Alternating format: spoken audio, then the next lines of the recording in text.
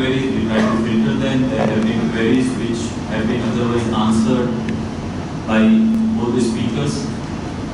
Nevertheless, if some queries are there, and from the floor we shall take up little later the queries.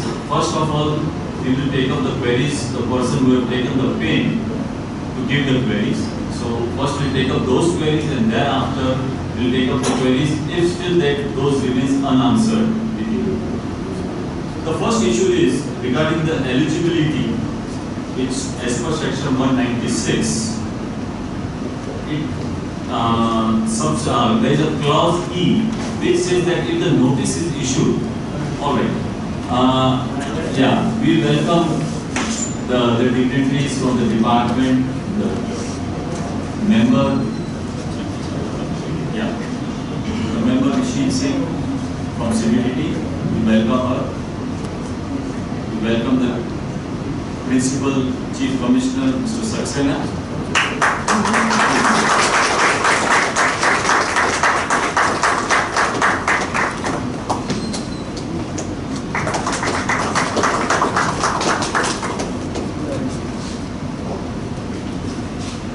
I would request the chairman to take up the proceedings further.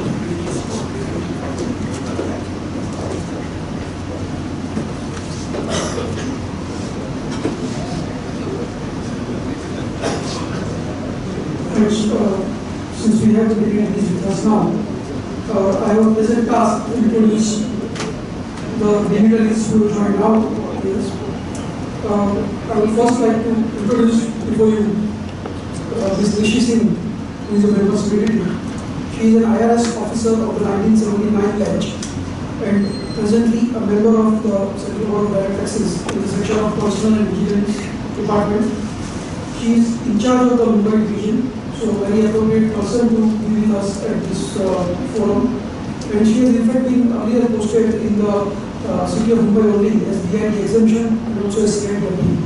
And we welcome you, madam, to our forum. And we are very thankful to you for having agreed to be with us at this event. May I request our President Hitesh Bhai to please offer a memento to Madam as a mark of love and affection.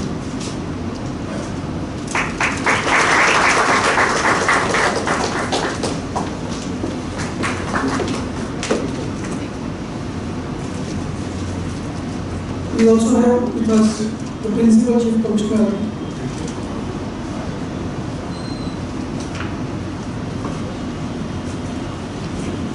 We welcome all the dignitaries from the department. Please come forward.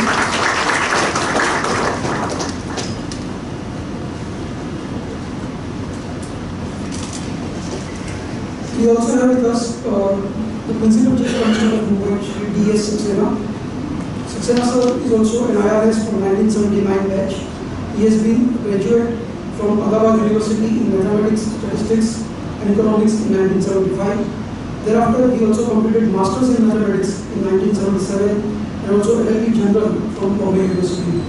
He has been Assistant Commissioner of Income Tax, Additional Commissioner of Income Tax, Joint Director of Income Tax at Mumbai, and during his tenure as Joint Director of Income Tax, he has conducted numerous search and surveys which have been successful. He has been promoted as a Commissioner of Income Tax in the year 2000 and was posted at Gujarat from 2001 to 2003. In January 2012, Sir was promoted as Chief Commissioner of Income Tax, and he also headed the National Academy of Direct Tax at Nagpur. Thereafter, he was posted at Delhi in the position of Chief Commissioner of Income Tax, and presently he is the Principal Chief Commissioner of the city of Mumbai. Thank you very much, sir, for joining us and blessing this occasion. I request Hitesh Bhai to please offer a memento to Saxena sir.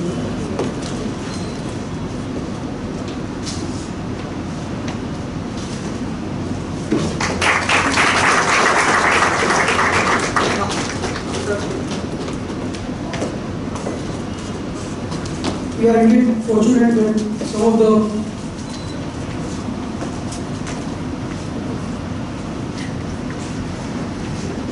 CCITs have also raised this occasion.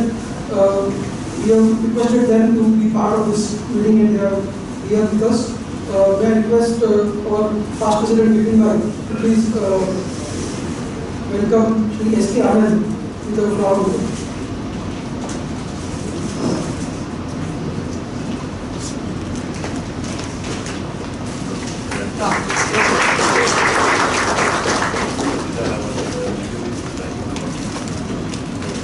Please also please offer a flower bouquet to Srimati Sharmi Bharsali, the CCID segment.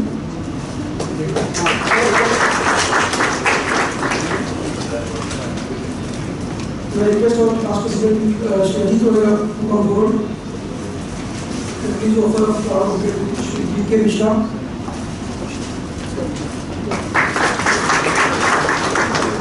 These are also public May I request Parliament to please come forward and offer a flower bouquet to Shri A.C. Naik, Chief Commissioner of Defence.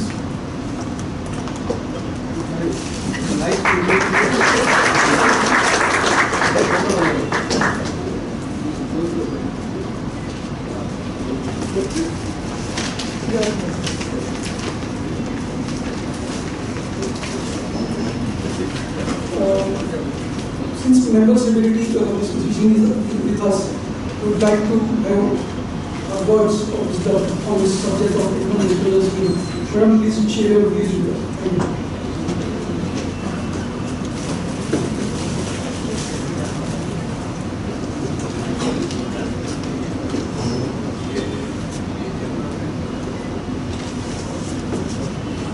Thank you very much for giving me this opportunity to present with the people.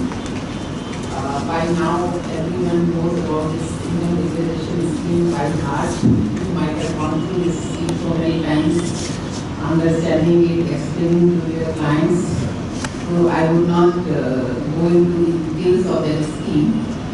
As tax consultant, our request to people is that whatever doubts are there in the mind of the taxpayer regarding the scheme, please clarify to them in simple language, because practically it is not possible for the income tax department to talk to each and every taxpayer, but definitely most of the taxpayers, except for the salaried ones, they have some tax consultant, whether it's CA or advocate or whatever is there.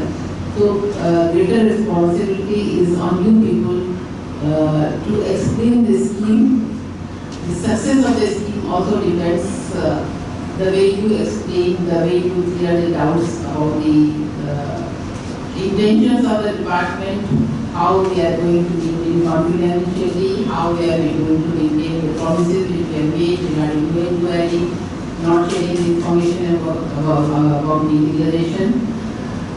Whatever doubts are there in the minds of taxpayers, you are the bridge who can tell us that these are the doubts in the minds of the taxpayers within the broad framework of the scheme, because the scheme is already law passed by the Parliament. So within that framework, whatever has been made by the Parliament, if there are some clarifications are there, we are definitely there to clarify. We have already issued 4 FAQs, some of the smaller clarifications, some more. I have also some questions having raised before the Revenue Secretary and to the TP Division of CBDT. So all these are being examined, and wherever their doubts are there, but let me clarify, all of them will be within the broad papers of the scheme, because we cannot go beyond the scheme which has been approved by the Parliament. We will definitely clarify. This is not a scheme for revenue raising. This was never the intention, because whatever amount we get will be only a part of a very small fraction, or maybe slightly more, of the revenue which we are generating in the normal course. So we are not looking at it as a revenue raising measure. We are definitely looking at it as a cleaning up of the economy, because all of us know that there is a large element of black money in the economy, mainly because probably our economy is still mainly a cash economy, which generally generates black money also. So we have to take care of that. On the part of the income tax department, I can assure you that as in the past, we have always maintained confidentiality of whatever declaration schemes were there. We will continue to do that. Our officers are available. If there are any problems, please let us know. Mr. Saxena and his team is there. Mumbai has the advantage that the entire jurisdiction of taxpayers is in Mumbai only. It is not a jurisdiction where the taxpayer is somewhere else. So all the officers are available. You can contact them anytime. They have also given their phone numbers. But just now we discussed that we can also probably fix some fixed hours where taxpayer can freely go and meet senior officers, principal commissioner level officer, if he is interested in declaring the income, so that his confidentiality is also maintained and he gets the information from the horse's mouth, so whatever he has to declare. So with these words, I would like to interact with you people. If you have any doubts, whatever doubts I and my team can, they are also sitting there. If you can clarify, we will definitely clarify. Whatever is not, it is not possible to clarify just now, I'll note down, I'll give to the member LNC there, and board will come out with the FAQs in your favor for this scheme. Thank you.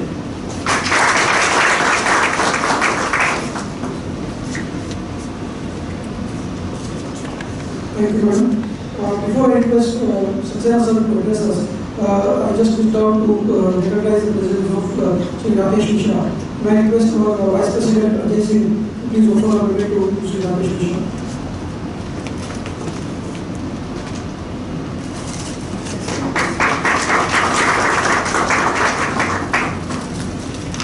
I will request Saxena sir to please address us on this scheme. Thank you.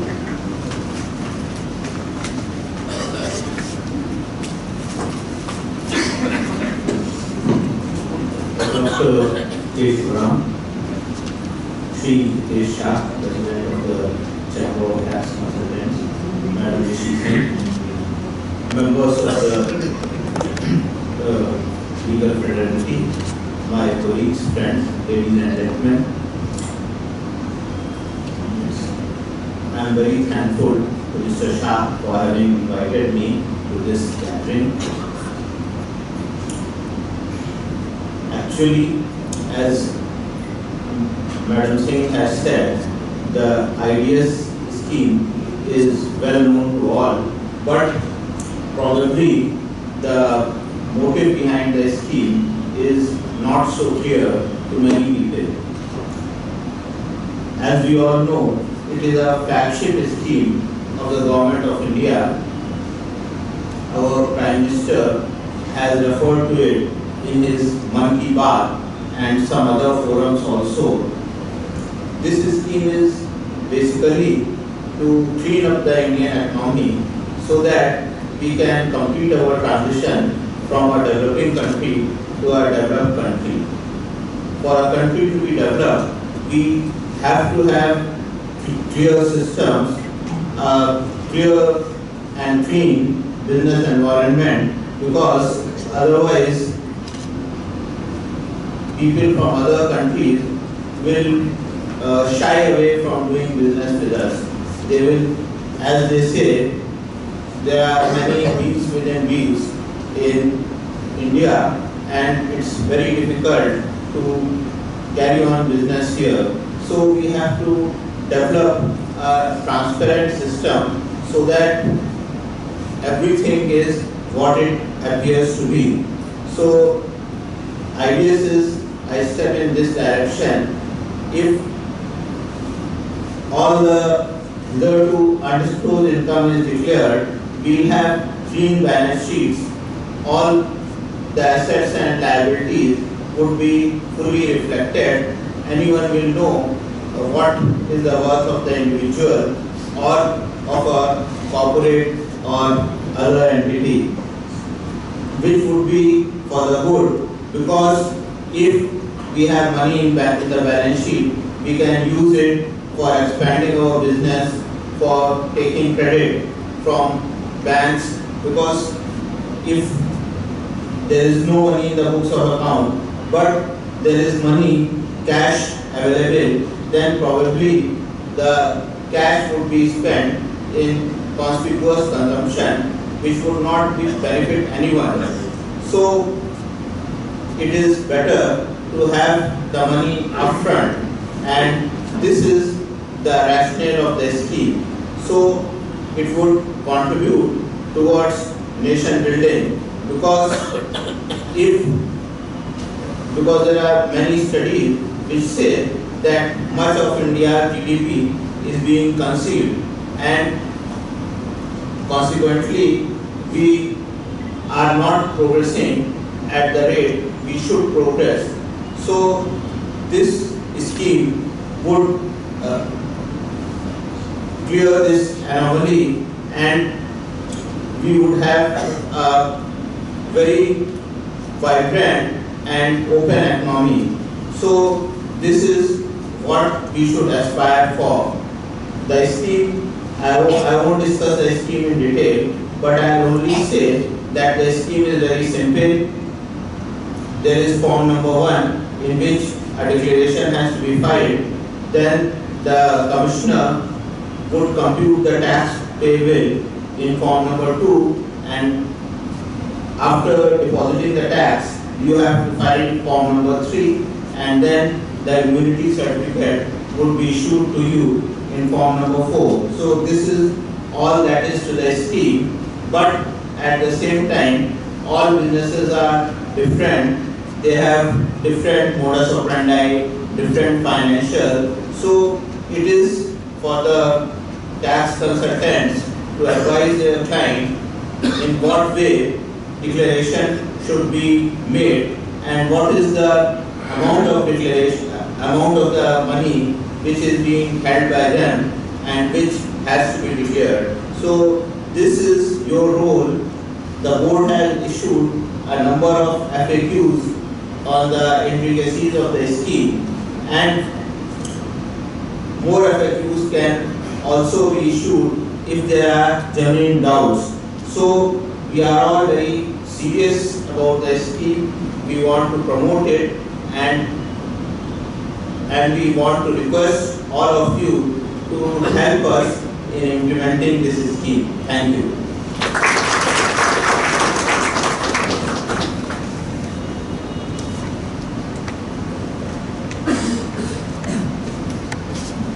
I now request Shri Kamboi sir, please lead the presentation. He is prepared on this, and we are very eager to know the views of the department.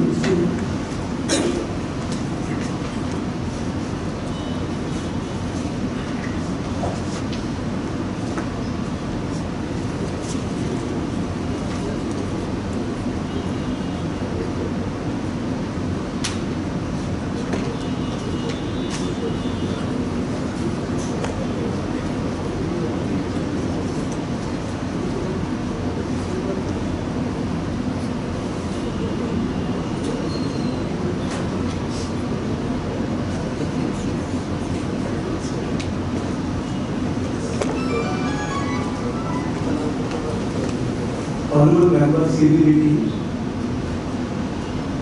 Mrs. Madam Mrs. Sri D.S. Sacharatha, Principal CC, Mumbai. Dignity to the dais, Chief Commissioners of the Income Tax, Senior Officers of the Department, and tech professionals. It is my privilege to address this issue, and in my presentation, what I have done is I have listed out the various aspects, and then we'll be discussing that, because Dr. K. Sriram has already dealt with the specific provisions of the scheme. That is why I will not be covering those. But since I know that I am addressing the gathering of tax professionals, and each one of you is interacting with your clients with respect to this scheme, so I thought it appropriate to give you some of the items on which there can be a possibility of declaration. First aspect will be benefit of IDS, then next will be in this presentation items of undisclosed income and assets for consideration of IDS, then situations when cash can be introduced in the book. We have been getting a lot of questions on this aspect in many of our interaction seminars, where counsels and experts are asking whether I can introduce cash in my books on account of this. So this aspect also I thought I will cover. And then most important is Benami Transaction Prohibition Act 88, which has been amended, and it is already passed by Lok Sabha on 27th of July, and now it will become act very soon. This, along with IDS, will be a complete, I must say, a package to unearth black money, or rather eradicate black money from the system. So this is also a very important act which I will be covering, and then why should anyone aware IDS? And here also, I have just 1 or 2 slides on dispute resolution scheme also. Since all my professionals are there, you would be, of course, you would be knowing all those things, but then within just 2-3 minutes, I will cover that also. So benefit of IDS, I did not have to explain. This is basically, this will not be included in the income for any assessment year. This is first benefit. Declarations cannot be an admissible evidence. Then there will be immunity under Benali Transaction Prohibition Act. That is very, very important. And then there is no tax liability under WPA and immunity for penalty prosecution. All these are there. So now I am just touching upon some of the items on which the tax professionals can discuss with their clients who can come forward in IDS. These are not complete lists, these are just some of the items. First is the profit or income from bogus purchases. This has been the issue coming in last many years, and almost this issue is settled by Tribunal of High Court level that between 12.5 to 20-25% is a So wherever there is no proceeding pending, you can very well convince your clients they can come forward, and this issue can be settled without any penalty. The other important issue is penny stock transaction that is resulting in long-term capital gain. In fact, information relating to this has passed on to all departmental officers throughout the country. And some notices have been issued, other notices are in the process. So before that happens, it would be in the interest of the taxpayers to settle this dispute by paying tax under this. In fact, I was discussing in the beginning of the Dr. K. Sela, and he was also of the view that there are many decisions in the favor of department on this issue. So it would be really interesting if the assessee comes forward and settle this issue, because it can go either way, even at later stage. The next important is client code modification by brokers resulting in long-term capital gain or loss. For this also, information is available to the department. Even the clients, your clients also would be aware that they have done this kind of thing. So my recommendation, suggestion would be that you should advise them to come forward on this. Then there would be unexplained loans and creditors, then unexplained share capital. These can very well be disclosed in IDS. Bogus donation, contribution to trust or institutions that is not working for the object. In fact, most of you are aware that there were some institutions in Calcutta and other places who have collected huge amount of donation under various schemes, and their assessees are claiming reductions to the extent of 175%, under 25.2. And in the searches, this has been proved that those institutions are not really doing for the purpose, genuine purpose. So all those cases, in fact, they can come forward under IDS, wherever notices have not been issued. The undisclosed bank accounts, investment in such accounts also into one area. Investment in immovable property at a rate lower than the stamp duty rate. To see there is a very difference in there. For the differential amount one can come. Then unaccounted expenditure can be there, which assessee is not able to really prove the business purpose of those expenses. And there could be bogus expenses. Substantial cash deposit in the bank accounts. Information of cash deposit about 2 lakh is available in the department. This is disseminated, and in the process of the notices are also being issued. So one can definitely guide the clients in this. Undisclosed investment in fixed deposits in various banks, cooperative banks, that information is also available in the department.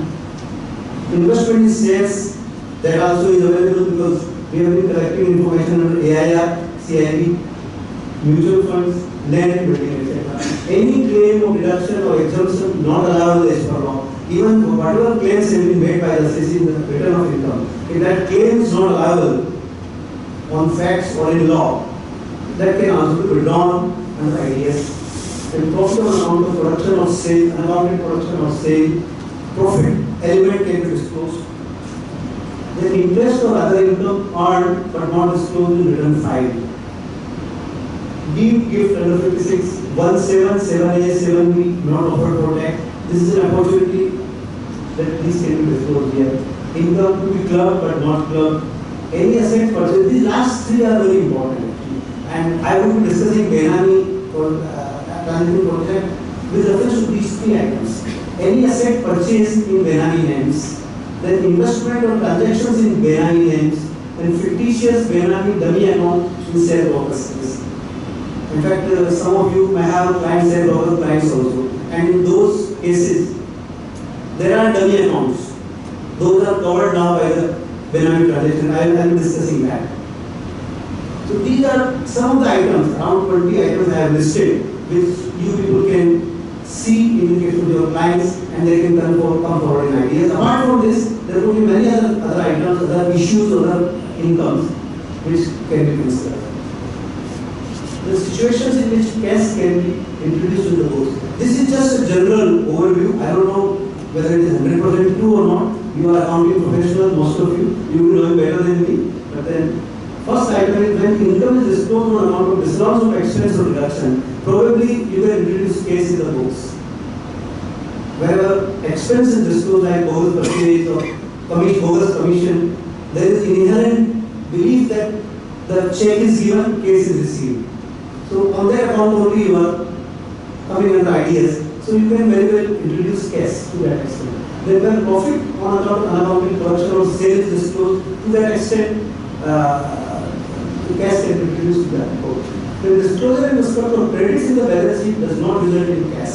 So wherever any loan, unaccounted loan or credits or share capital, the disclosure is made in respect of that. You cannot introduce cash because there is a corresponding asset already there. So these will not result in cash. So in general, if you can say, cash can be introduced in the books of accounts on account of disclosure, generally on the items relating to P&L account. However, on account of disclosure of balance sheet items, the same amount is possible. So there is a broad guideline. Then, as I showed earlier, I would be specifically dealing with this because there is an apprehension that Benami Transaction Prohibition Act applies to immovable assets. That is absolutely not correct because even in the old, that original 1988 Act, this used to cover movable, immovable, tangible, intangible, all assets. But now, in fact, with this amendment, a lot of things have come into it, and even the dummy accounts kept by the brokers, fictitious transactions, everything is included in this. And there is no time limit in the Benami Transaction. In Income Tax Act, 6 years to 16 years will be time limit, but as for this act is concerned, there is no time limit. So I am just dealing with whatever amendments have come, so that you can very well explain to your clients the consequences of Benami Transaction Prohibition Act, and probably that will help them in deciding, taking decision to come forward with ideas. So first important, original definition of Benami transaction is a transaction in which the property is transferred to one person for a consideration paid or provided by another person. This is the definition in 1988 Act. With the change, the scope is increased. What are now included? Transactions made in fictitious name. If a person doesn't exist in whose name transaction is made, then that will be considered Benami. The owner is not aware or denies knowledge of ownership of the property. Then also, it will be treated as the Benami of the person who is using the benefit or maintaining their account. Then the person providing consideration for the property is not traceable or fictitious. In that case also, the transaction will be treated as Benami as an amended provisions. So you can see the scope is totally expanded now. Even in the case of stockbrokers, as I told earlier, the dummy account is capped, which you must be aware that most of the stockbrokers had capped earlier. Now what they are doing, I do not know. But then all those accounts, dummy accounts, will fall in this category now. So wherever any broker or any of the client is having dummy account, transactions not in the genuine name, I think this is the golden opportunity for them to come forward in ideas because immunity will be there. Then property, what does property mean? Originally it was movable, immovable, tangible, intangible, and include any right or interest in such property. Now it is expanded, amended, brought to include any right or interest or legal documents, etc., evidencing title or interest in the property. And most important, this also includes proceeds from the property. Because if 5 years back, anybody has a asset to the fictitious name, he has sold, money is taken even that money can be treated as benign problem. That is the most important thing. So somebody may be very happy, okay, I had account benign account 6 years back. Now our proceeds are over, I have closed that account. So matter is not going to be closed with this. If department comes to know that SSG had any point of time benign account, then this will come. The proceed will also be covered by this. And then when X starts with no person shall enter into a dynamic transaction, then what are the consequences? Earlier, there used to be prosecution by imprisonment or fine. Now, it is not over but both, where a person enters in dynamic transaction, it is punishable with imprisonment from 1 year to 7 years and fine up to 25% of the share market value of dynamic. So both are there now. It is not fine or this. Wherever old is there, one can avoid the imprisonment part. But in this, both are there. Even for furnishing wrong information, it is both. And this allows central government to confiscate benign property without prosecution. If anything is detected, then it can be taken, confiscated by the government without paying. So these are the provisions, in fact, which I suggest that you must explain to your clients, whoever is having benign property. It is a golden opportunity for them to come clean, because after this, I don't think they are going to get any such opportunity.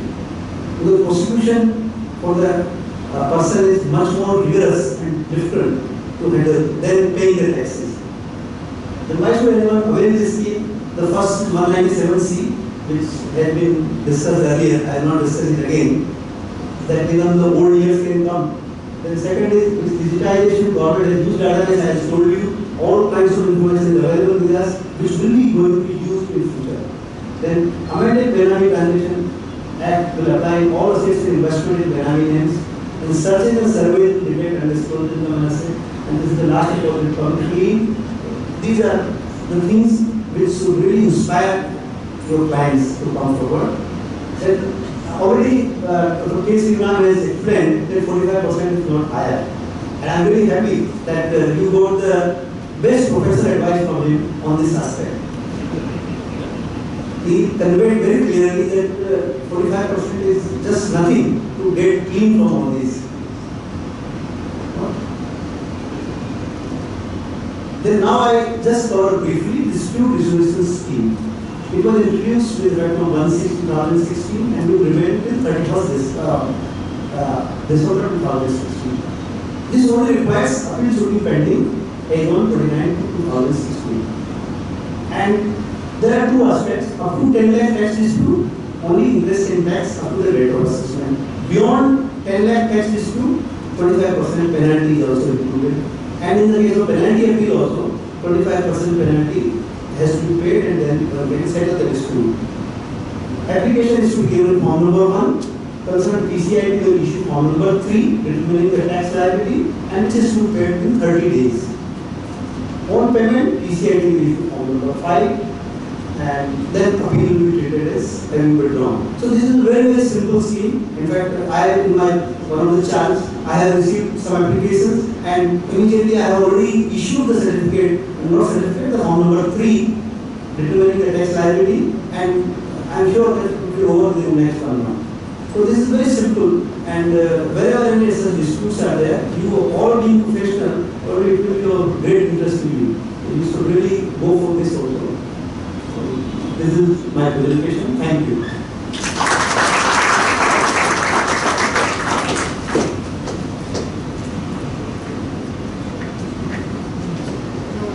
Thank you, Advisor. Now we start the next agenda, that is the question answers. I would not like to repeat the initial remarks which I have already made. Coming straight to the questions, I request that the department dignitaries would answer their questions, answer to their questions, and need be, I would request Shivram Sahab also to add on, or if he has some different view on that. And on the cross questions to that, maybe if required, we will take one cross question to that. If not, we will not go beyond that. The first question is regarding the eligibility, which is covered in section 196, clause E, which restricts the person from becoming filing this IDS where the notice under section 142 is issued or 143(2) is issued.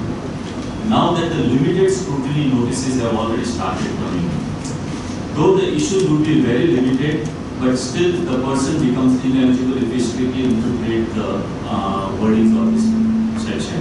Secondly, there is 143 notice, 142(1) notice wherein the SSC is required to file the return of income. The section is drafted in such a way that if the notice is already issued, maybe the SSC has received or he has not received still, or even if he has received and if he has filed the return of income, he becomes ineligible. Now, is that the intention or a clarification would be required? Sir. Oh, madam, either of you would like to answer. It stands today, there should not be any notice as on 31st May 2016. Any notice issued subsequently, as you said, the limited scrutiny notices are now coming, so this will not affect the proceeding. One can very well come forward. And as far as limited scrutiny notice issued prior to 1/6/2016, probably the thing is that they cannot come at this place.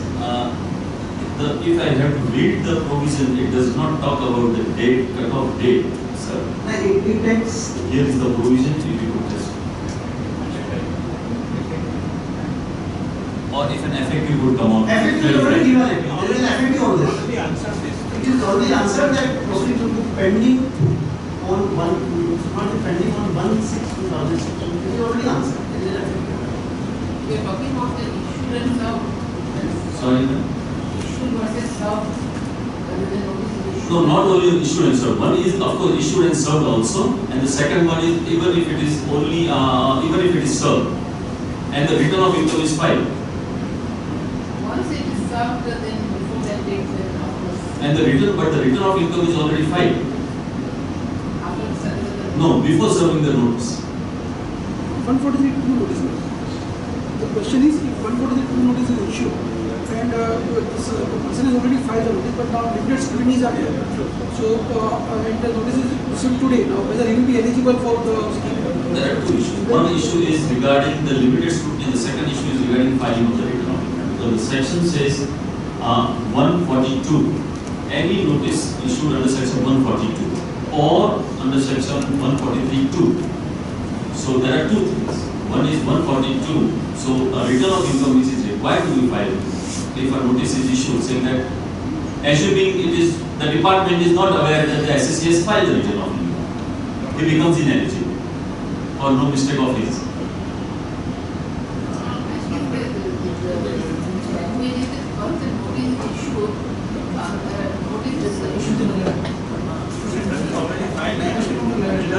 Okay, we have question number 11, sir. Circular number?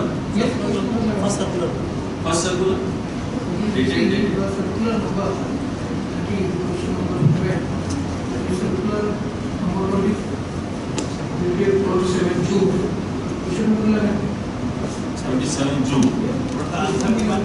Yeah. We will read that answer. If the notice is, the question was, if the notice is under section 142, 143, 140 or 148 have been issued after 31/5/2016 and SSC makes declaration under the scheme, then what shall be the fate of these notices? The answer is as clarified by the explanatory circular number 70 dated 25/2016. A person shall not be eligible for the scheme in respect of assessment year for which a notice under section 142, 143 or 148 has been received by him on or after 31/5/2016. In a case where notice has been received after the said date, the SSC shall be eligible for making a declaration under the scheme for the said assessment year. Such declaration shall be valid if it has not been made by supersession or suppression of facts or misinterpretation and the amount payable under the scheme has been duly paid within the specified time. On furnishing the declaration, blah, blah, blah. So reading this, yes, he should be eligible. Yeah. The second question. Sir, because pointed out that some forum by the department itself has made a representation to the revenue secretary that this condition should be done away with. I think there seems to be no progress on that. We have this chamber is a chamber who has made this request for a clarification. In fact, I which we was have- told that the income tax department itself from the Bombay had made representation to the revenue secretary, and it was felt that they may change it, but I think it has not been accepted. Whether answer has come that it will not be accepted. Actually, this cannot be done because it is already a part of Act. And anything which is the Act will be changed only with the amendment in that. I know. Scheme is already on the way. I know that. I don't think there is I possible. know that, sir, but then it was also pointed out that Act may also be amended. That time it was pointed out. We can answer the only issue now. The second part we is solved, which is regarding the filing. The SSC has already filed the return, which still remains to be solved. Coming to the next question is regarding the valuers list that is available on the website. The assets are required to be valued as per the valuers who are approved under the Wealth Tax Act. The list which is appearing under the Wealth Tax Act is a very old list. The persons are either, some of the persons are not existing, or the firm name is existing and the firm has either already been dissolved or so. Plus there are certain nature of assets like paintings and all, which we still don't know how to value it. So our humble submission would be that if we approve that list, then it becomes very difficult to catch hold of the persons. Instead of that, is it possible to apply the rule 11U and all, which is already there under the Income Tax Act for the purpose of valuation of various assets? I think the main problem is about the valuation of these paintings and other art articles. Probably we may not be having any valuer or maybe in fact in my career I have not approved anybody, so I can say probably we do not have. But other lists should be more or less complete, because every time we are maintaining a register of valuers. Some information may not be there because we were trying to put the phone number, mobile numbers also. That information at the stage of registration of valuers, we were not asking, that information is not with us. But otherwise we are maintaining the register of valuers in all the charges, and that is a complete information, because register is being valuer once it is registered is entered in a register, we give a specific number. So that this must be, maybe some of them might not be there, but otherwise at least is complete. Whoever has been registered by the Income Tax Department, that register is there. Yeah, it is available on the website. There are two things in this again. One is the list is very old, it is not still updated. And secondly, when there are various assets, so if rule 11U and 11UA are accepted, then I think that would solve the problem, because that is already otherwise as per the income tax rules. For certain category of assets for which we do not have valuer, I don't know that what method can be prescribed or what kind of valuer can be accepted, that we will take up in the board. But other part like immovable property, we have sufficient number of valuers. That is, I do not understand why this is also. I put up the Bombay list on the Bombay Income Tax website. It's not there. No, it is not on our website. It is on the All India website. So I'll put up the Bombay list on the Bombay website. Thank you. There is a small issue which is regarding, supposing if it's a business asset, the profit or the undisclosed income is coming out of the business income, and in between, in that period of earlier period, there happens to be some losses, business losses. The income as well as the losses, nothing has been disclosed. Is it possible for a declarant to only consider the net income and offer that as an income to be declared? Or does he only have to consider the profit of the income part of it? This question has also been referred to the board. I have no clarification has come on this, but I saw some mail which has gone to Revenue Secretary. The question has been referred. Let me take up what is being done. I understand we have a meeting again with the Revenue Secretary and the officers for the effectives. We originate, you are going to road, the income is chargeable tax. Chargeable tax means after So in year, see, sir, Dr. Sir, in year 1, different year. we have a profit, in year 2 we have a loss, in year 3 again we have a profit. So can we net it off, set off? It's a question of set off. same year, Same year, no issues. Same year, no issues. Regarding the holding period of assets. Reduction, yes. Is this a reduction? The legal issue comes that is this a reduction? It's a loss. The reduction and losses have been treated separately. The set amount loss will not be allowed unless there is a valid return filed on it. That's a reason discussion. That's the reason. That's the reason. We have to important income tax act, you know that when return is filed, you don't get loss at all. So that will not be. So here everything is not filed. Therefore, One thing is there, of course, you know, the scheme goes, observation, there is a trust what we have. Whatever disclosed, they will accept. They are not going to ask you whether set up loss or not. See, Year-wise we are supposed to discuss. No question. that scheme is going on your trust, Yes. and whatever disclosed, they are not going to ask single question. They are not asking you whether you are That is the reason, you know, why you are raising that question and you are talking about it. No question raised. If you validate it, you set it up, you don't set it up, that is your choice. Correct, I have All right, But remember, you can't mislead the department. You can't I need to read in between the lines after the top, from the top. Alright, now period of holding of the asset. Section 49(5) is very clear, that has been amended by the last Finance Act, which says that the asset declared under the scheme, the cost of that will be replaced as a cost of asset. However, there is no clarification as regards the holding period. If the declarant is in a position to say that yes, this asset was purchased 5 years back on a particular date in a particular assessment year, whether the holding period for the purpose of that asset when he is going to sell would be considered considering the from the date. The answer is clear cut no. No. But the law certainly not says. Read that scheme again. No. Otherwise also see, just see,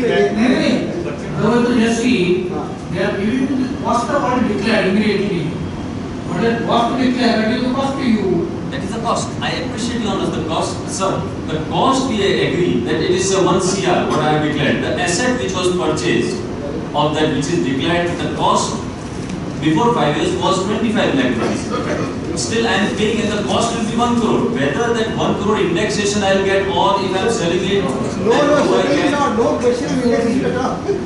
It is disclosure on this. okay, but I still hold you because the section when there is an amendment for the cost, why could not there have been Finally, an read amendment as a for the scheme. period also? So again, correlate income tax act, everything. It is a scheme to come out of an undisclosed income. It's the same If way. you don't disclose, let me suppose you 20 lakhs you have purchased 20 years back. It's still open to you. You didn't disclose that. Now you disclose 20 crores. That is the kind of manipulate penalty on you. Obviously, you didn't disclose.